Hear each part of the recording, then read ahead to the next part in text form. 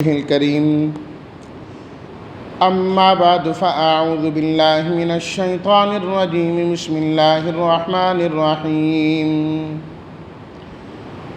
الحمد لله رب العالمين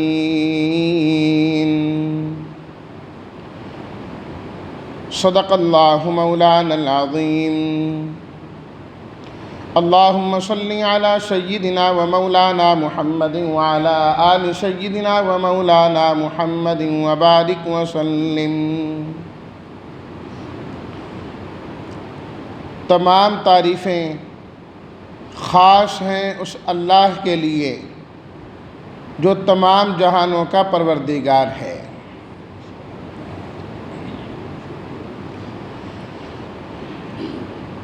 سورۃ الفاتحہ کی یہ پہلی آیت ہے اور یہ مشتمل ہے 4 الفاظ پر۔ 4 لفظ اس آیت کے اندر ہیں۔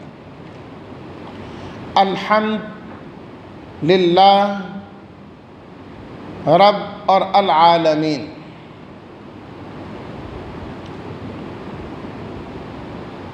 ہر صورت کے اندر ایک مرکزی موضوع ہوتا ہے جس کو اس صورت کا دعویٰ کہا جاتا ہے،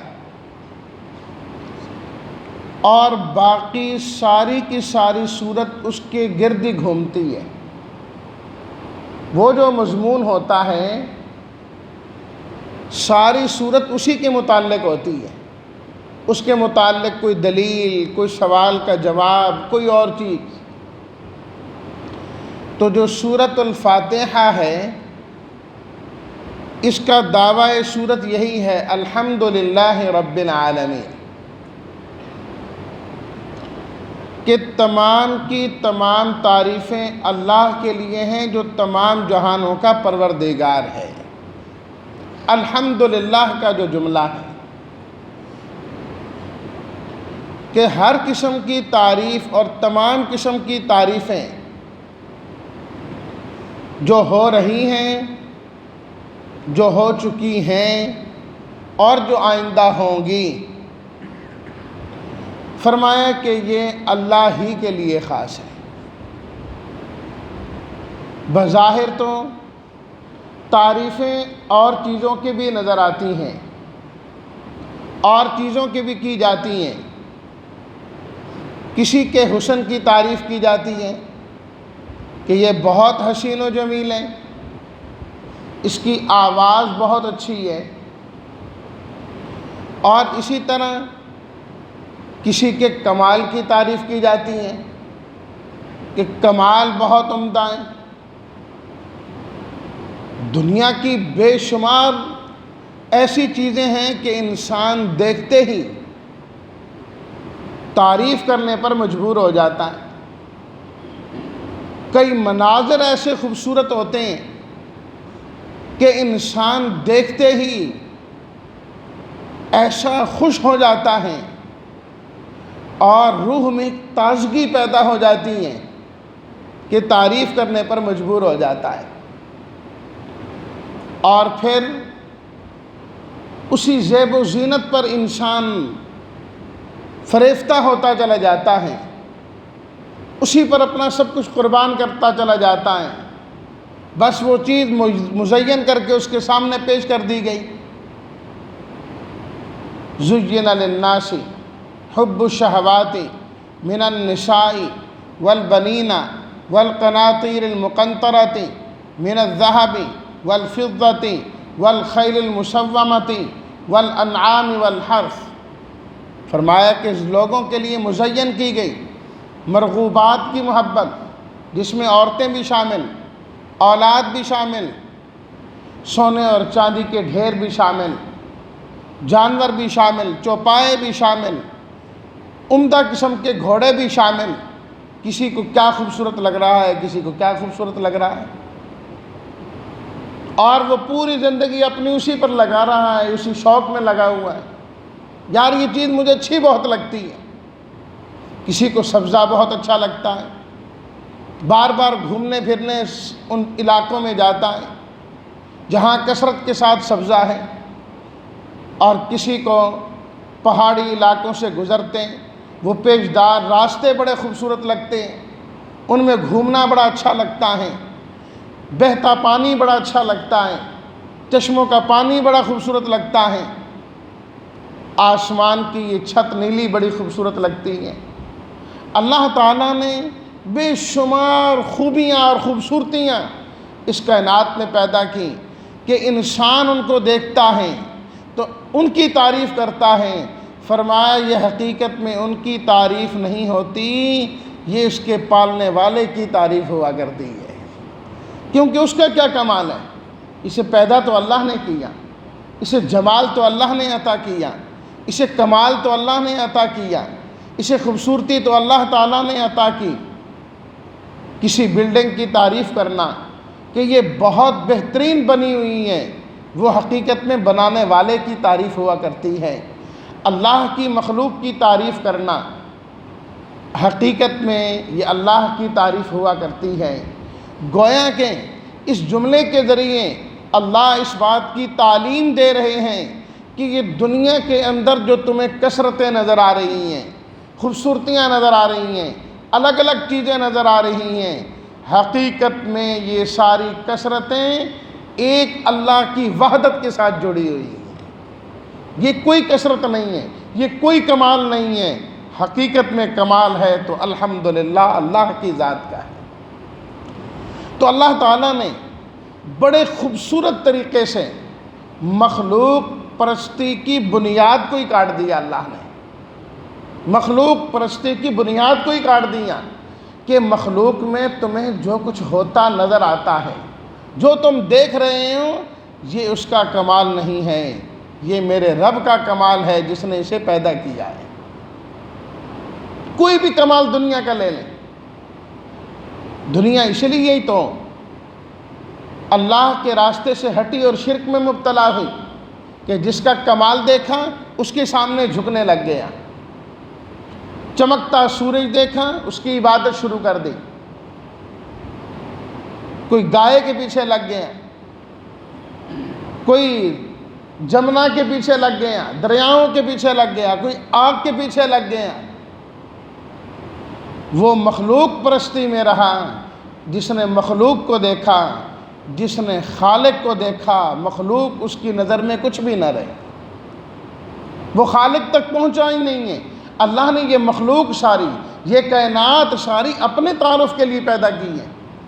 وَمِنْ آیَاتِهِ، اللہ بار بار قرآن میں فرماتے ہیں اس کی نشانیوں میں سے یہ ہے ان خلق لکم من انفسکم ازواجا ومن آیاتہ خلق السماوات، اللہ کی نشانیوں میں سے آسمانوں کو بنانا ہے، زمین کو بنانا ہے، خود تمہیں بنانا ہے، تمہاری اولادوں کو بنانا ہے، تمہارے بیوی بچوں کو بنانا ہے، اس کی نشانیوں میں سے اس کا بارش کا اتارنا ہے۔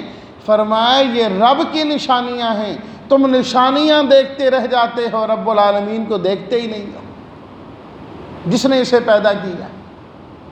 اور بڑے دل نشین انداز سے اللہ نے ایمان کا جو پہلا رکن توحید ہے وہ انسانوں کے دلوں میں بٹھانے کی کوشش کی اللہ تعالیٰ نے، اسی ایک جملے سے الحمدللہ سے۔ یہ ساری تعریفیں تو اللہ کے لیے ہیں، اس میں توحید سمجھائی گئی۔ اس لیے ہمارے اساتذہ کرام الحمدللہ کا ترجمہ یہ بھی کرتے ہیں کہ تمام الہی اور خدائی صفات صرف اللہ کے ساتھ خاص ہیں، اس میں ہے ہی الہ ہے، معبودیت سکھائی گئی کہ معبود ایک اللہ ہے، اللہ کے علاوہ کوئی بھی معبود نہیں، یہ ہے الحمدللہ۔ اور پھر یہ کہنے کا حکم ہے، سورہ فاتحہ جو ہے نا، جو ہم بندوں کو سکھائی گئی ہیں، اللہ کی طرف سے حکم دیا جا رہا ہے قولو، کہ تم اس طرح کہو، تم کہو الحمدللہ، الحمدللہ ہم نے کہنا ہے۔ اور بعض جگہ تو الحمدللہ کہنا واجب ہوتا ہے، ضروری ہوتا ہے، لازمی ہوتا ہے۔ نبی کریم صلی اللہ علیہ وسلم نے ارشاد فرمایا کہ جس طرح میں نے بسم اللہ کے متعلق عرض کیا تھا نا کہ جو کام بغیر بسم اللہ کے شروع کیا جائے اس میں برکت نہیں ہوتی۔ اور ایک حدیث میں ہے آپ علیہ الصلاۃ والتسلیمات نے فرمایا جو کام الحمدللہ کے بغیر ہو اس میں بھی برکت نہیں ہوتی۔ الحمد کے بغیر جو کام ہوا اس میں برکت نہیں ہے۔ جب خطبہ کا جمعے کا یا باقی خطبات ہیں وہاں تو الحمدللہ اللہ کی حمد کرنا واجب ہوتا ہے، لازم ہوتا ہے۔ جناب نبی کریم صلی اللہ علیہ وسلم نے ارشاد فرمایا کہ جو خطبہ بغیر حمد کے ہوں وہ مجذوم ہاتھ کی طرح ہیں۔ جذام ہو جائے کسی کو، اس کے ہاتھ انسان کا خراب ہو جائیں، شل ہو جائیں، گل سڑ جائیں، فرمایا جو خطبہ اللہ کی حمد کے بغیر ہو وہ بھی یوں ہی سمجھ لو جس طرح جذام والا ہاتھ ہے، اس کی کوئی حقیقت نہیں کہ اس نے اللہ کی حمد ہی نہیں کی، اس میں اللہ کی تعریف ہی نہیں کی۔ اللہ اکبر۔ اور نبی کریم صلی اللہ علیہ وسلم نے ارشاد فرمایا کہ جب انسان کوئی ایک لقمہ کھائے یا پانی کا ایک گھونٹ پی کر وہ کہے الحمدللہ، اے اللہ آپ کا شکر ہے کہ آپ نے یہ نعمت عطا کی ہے، ان اللہ لا یرضی عن العبد، اللہ ایسے بندے سے بہت خوش ہوتے ہیں۔ اللہ ایسے بندے سے بہت خوش ہوتے ہیں جب بندہ کسی نعمت پر الحمدللہ کہہ رہا ہوتا ہے۔ اور ابن ماجہ میں نبی کریم صلی اللہ علیہ وسلم کا یہ فرمان موجود ہے، آپ نے ارشاد فرمایا کہ اللہ کسی آدمی کو نعمت عطا فرمائے، ایک نعمت ملی ہے بندے کو اور وہ اس نعمت کے ملنے پر کہتا ہے الحمدللہ، تو اس نعمت سے بڑی نعمت اس کا الحمدللہ کہنا ہے۔ وہ نعمت اتنی بڑی نہیں ہے جتنی بڑی نعمت اس کا الحمدللہ کہنا ہے۔ اور امام قرطبی رحمۃ اللہ علیہ نے اسی آیت کے تحت یہ روایت نقل کی ہے کہ آپ علیہ الصلاۃ والتسلیمات نے فرمایا اگر اللہ تعالیٰ یہ ساری دنیا کسی ایک آدمی کو دے دے، یہ ساری دنیا اللہ کسی ایک آدمی کو دے دیں، ساری دنیا اس کو مل جائے اور دنیا کے ملنے پر وہ کہے الحمدللہ، الحمدللہ وہ کہیں، تو فرمایا کہ یہ ساری دنیا کا مل جانا اتنی بڑی نعمت نہیں ہے جتنی بڑی نعمت الحمدللہ کا کہہ لینا ہے، یہ اس سے بڑی نعمت ہے۔ تو خود اندازہ لگا لیجئے کہ الحمدللہ کتنی بڑی نعمت ہے جو اللہ تعالیٰ نے عطا کی ہے۔ آپ علیہ الصلاۃ والتسلیمات نے فرمایا الحمدللہ تملأ المیزان، جب انسان الحمدللہ پڑھتا ہے، دل سے پڑھتا ہے، اخلاص کے ساتھ پڑھتا ہے، اللہ اتنا ثواب عطا کرتے ہیں کہ میزان بھر جاتا ہے، وہ ترازو جس کے اندر تولا جائے گا، فرمایا اگر الحمدللہ اللہ قبول کر لینا وہ سارا میزان اسی سے بھرا جاتا ہے، جبکہ وہ میزان کو چھوٹا نہیں ہے، فرمایا یہ ساتوں زمینیں ساتوں آسمان بھی اس کے پرڑے کے اندر رکھے جائیں تو سما جائیں گے، اتنا بڑا۔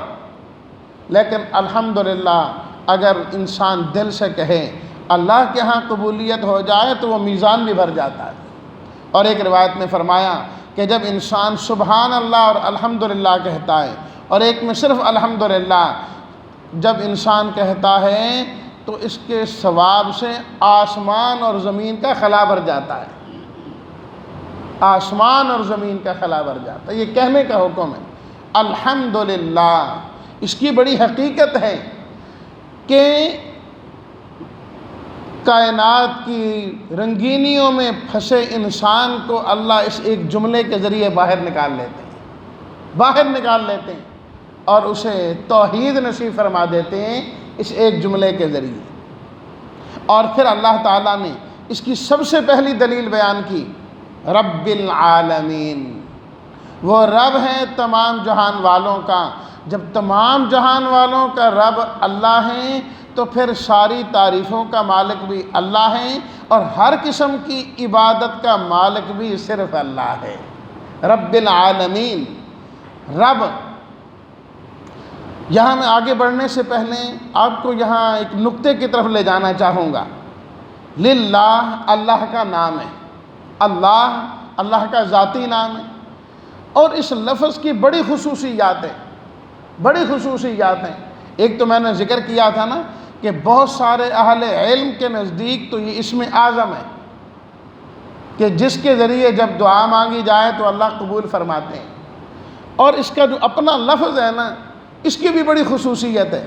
لفظ اللہ، حمزہ، 2 لام پھر ہا، لفظ پہلا حرف جو ہے نا حمزہ، اسے کاٹ دیں تو پھر بھی یہ لفظ صحیح ہوتا ہے، للہ بن جاتا ہے، للہ ما فی السماوات و ما فی الارض۔ لام پہلا کاٹ دیں تو باقی رہ جاتا ہے لہو ما فی السماوات و ما فی الارض، تب بھی اللہ کی توحید ہے، اللہ کی وحدانیت ہے۔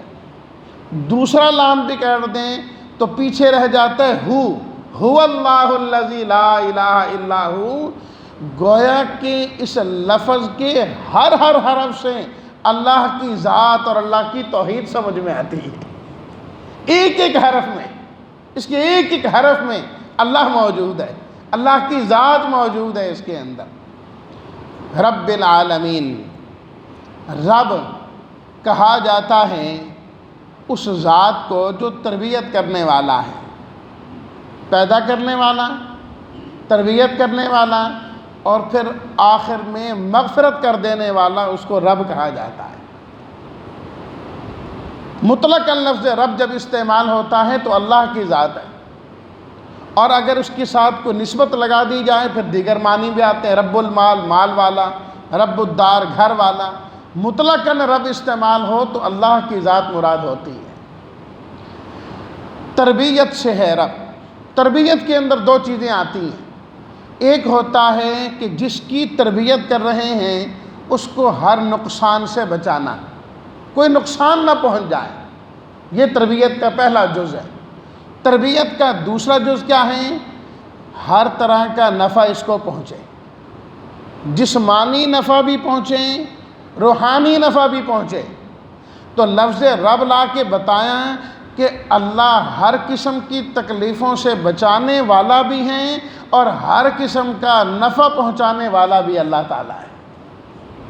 جسمانی نفع بھی اللہ پہنچاتے ہیں، روحانی نفع بھی اللہ پہنچاتے ہیں۔ جسمانی نفع کے لیے، فائدوں کے لیے اللہ تعالیٰ نے والدین پیدا کیے، والدین بنائے، اطباء ہیں، غذائیں ہیں جو انسان کو جسمانی طور پر فائدہ دیتی ہیں، اور روحانی نفع کے لیے اللہ نے کتابیں نازل کی آسمان سے، انبیاء کرام کو بھیجا، پھر ان کے نائبین اہل علم اللہ نے پیدا کیے، یہ انسان کو روحانی طور پر فائدہ پہنچانے والے ہیں۔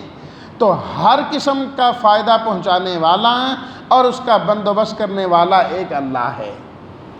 العالمین، عالمین عالم کی جمع ہے، عالم کہا جاتا ہے جہان کو، اور یہ علامت کے لفظ سے نکلا ہے۔ عربی میں استعمال ہوتا ہے، اردو کے اندر بھی علامت لفظ استعمال ہوتا ہے، نشانی۔ یہ سارا جہان، یہ ساری کائنات، یہ ساری دنیا اللہ کے وجود کی علامت ہے، اللہ کی توحید کی علامت ہے، اس لیے اس کو عالم کہا جاتا ہے۔ جو اس مخلوق کو دیکھتا ہے اسے خالق سمجھ میں آ جاتا ہے، اسے اللہ کی ذات سمجھ میں آ جاتی ہے۔ پھر اللہ نے یہاں پر عالمین جمع ذکر فرمایا کہ انسانوں کا جہان الگ ہے، ملائکہ کا جہان الگ ہے، جنات کا جہان الگ ہے، پرندوں کا جہان الگ ہے، کتنے جہان ہیں اس کا پتہ ہی نہیں ہے، ہمیں پتہ ہی نہیں۔ حضرت ابو سعید خدری رضی اللہ تعالیٰ عنہ فرماتے ہیں اللہ نے 40,000 جہان پیدا کیے ہیں، اور امام مقاتل رحمہ اللہ جو بہت بڑے مفسر ہیں، وہ فرماتے ہیں کہ اللہ نے 80,000 جہان پیدا کی ہیں، ہم ایک جہان میں رہتے ہیں، پتہ نہیں اللہ کی کائنات کہاں ہے اور کیسے، کوئی معلوم ہی نہیں۔ اللہ تعالیٰ نے خود قرآن میں فرمایا وَمَا يَعْلَمُ جُنُودَ رَبِّكَ إِلَّا هُوَ، رب کے لشکروں کو رب ہی جانتا ہے، اور کسی کو کوئی معلوم نہیں، اللہ کو ہی معلوم ہے۔ سورج کا اپنا نظام، پورا وہ ایک الگ جہان، ستاروں کا الگ جہان، ہم تو اس جہان کو نہیں پہنچتے، واللہ عالم اور کتنے کتنے اور کہاں جہان ہیں۔ فرمایا ان تمام کا جو رب ہے وہ اللہ تعالیٰ ہی ہے، سب کو پالنے والا اللہ ہی ہے، سب کی ضروریات کو پورا کرنے والا اللہ ہی ہے۔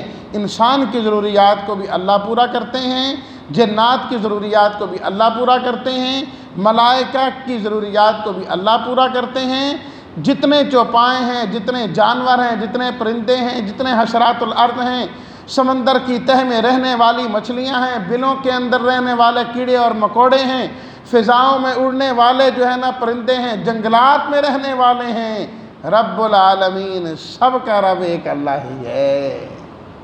فرمایا جہان میں جو کچھ نظر آ رہا ہے، کائنات میں جو کچھ ہوتا نظر آ رہا ہے، یہ اس کی ربوبیت ہے۔ کسی کو فائدہ پہنچ رہا ہے تو اس کی ربوبیت ہے، کسی کو نقصان پہنچ رہا ہے تو اس کی ربوبیت ہے۔ میرا رب جانتا ہے کہ اس کو فائدہ پہنچائیں تو فائدہ ہے، یا نقصان پہنچانے میں فائدہ ہے، اللہ کے علاوہ کوئی نہیں جانتا۔ کائنات کی اللہ نے جتنی چیزیں بنائیں، ہر چیز کے اندر اللہ نے فائدہ رکھا ہے، ہمیں وہ زہریلی نظر آتی ہیں، نقصان دہ نظر آتی ہیں، لیکن اللہ نے اس کے اندر بھی فائدے رکھے ہیں۔ امام راضی رحمۃ اللہ علیہ نے اپنی تفسیر الکبیر میں اسی آیت کے تحت یہ لکھا ہے، ایک شخص کا واقعہ، اس کے ذہن میں یہ آیا کہ وہ رب العالمین ہے، وہ جو کرتا ہے فائدہ ہی ہوتا ہے اس میں۔ جس طرح انسان اپنے متعلق، اپنی اولاد کے متعلق ہمیشہ فائدہ ہی سوچتا ہے نا، اگر اس کو آپریشن بھی کرانا پڑے تو فائدے کے لیے کرا رہا ہوتا ہے، بظاہر نقصان۔ تو جب ہر چیز میں فائدہ ہے تو یہ جو نقصان دہ چیزیں ہیں ان میں کیا فائدہ ہے؟ اس کے ذہن میں یہ بات آئی۔ ایک دن اس نے دیکھا کہ ایک بچھو وہاں گھوم رہا ہے، کہا اچھا آج میں دیکھتا ہوں کہ اس میں کیا فائدہ ہے۔ جب ہر چیز میں اللہ نے فائدہ رکھا، وہ بچھو جدھر جدھر جا رہا ہے وہ اس کے پیچھے پیچھے جا رہا ہے، وہ بھاگتا ہوا جا رہا ہے، کہاں لگتا ہے یہ کسی مہم پہ جا رہا ہے، وہ بھی اس کے پیچھے پیچھے۔ آگے جو ہے نا پانی آ گیا، دریا آ گیا، اب یہ بچھو جا کے نا کنارے پہ کھڑا ہو گیا۔ کہتے ہیں میں نے دیکھا کہ اتنی دیر میں کچھوا آیا، وہ وہاں کنارے پر لگا اور یہ بچھو جلدی سے اس پر سوار ہو گیا۔ میں نے کہا یہ کیا؟ اب وہ پانی کے اس پار اور میں بھی کشتی پر بیٹھ کر پانی کے اس پار۔ جب اس کنارے پر پہنچے تو کچھوا پھر کنارے کے ساتھ لگا اور بچھو نیچے اترا اور پھر بھاگتا جا رہا ہے، میں اس کے پیچھے پیچھے۔ آگے مجھے انسان نظر آیا جو لیٹا ہوا تھا، میں نے کہا لگتا ہے اس نے جا کر اس کو ڈسنا ہے اور مار دینا ہے اس کو، یہ لگتا ہے اسی کے پیچھے جا رہا ہے، اسی پر اس کو معمور کیا گیا۔ جب اور زیادہ نزدیک ہوئے تو میں نے دیکھا کہ سونے والے انسان کے قریب ایک زہریلا سانپ ہے جس نے اپنا سر اٹھایا ہوا ہے اور قریب ہے کہ اس آدمی کو ڈس مار دے، اور یہ بچھو وہاں بھاگتا ہوا ایسا گیا کہ اس کے سر پر سوار ہوا، پہلے اس سے کہ سانپ اس کو ڈسے، ڈنگ مارے، اس نے پہلے اس کو ڈس لیا اور اتنا زہریلا تھا کہ سانپ وہیں مر گیا۔ کہتے میں سمجھ گیا کہ واقعتاً اللہ کے ہر کام میں اپنی حکمتیں ہوتی ہیں، کہ واقعتاً وہ رب العالمین ہے۔ تھوڑی دیر میں انسان اٹھ گیا، اس نے دیکھا کہ ادھر بچھو ہے، پتھر لے کے اس کو مارنے لگا۔ میں نے کہا بھئی نہ مار، یہ تیرا محسن ہے، یہ کہاں سے چلا؟ اللہ نے اس کو بھیجا ہی تیری زندگی بچانے کے لیے۔ تو فرمایا کہ رب العالمین حقیقی معنی میں وہ رب ہے، سب کچھ کر رہا ہے وہ انسان کے فائدے کے لیے کر رہا ہے۔ تو جب رب العالمین وہی ہیں تو الحمدللہ ہر تعریف کا مالک بھی وہی ہے اور انسان کا معبود بھی وہی ہے۔ اللہ ہمیں حقیقی معنی میں عقیدہ توحید نصیب فرمائے اور اسی پر قائم اور دائم ہونے کی توفیق عطا فرمائے۔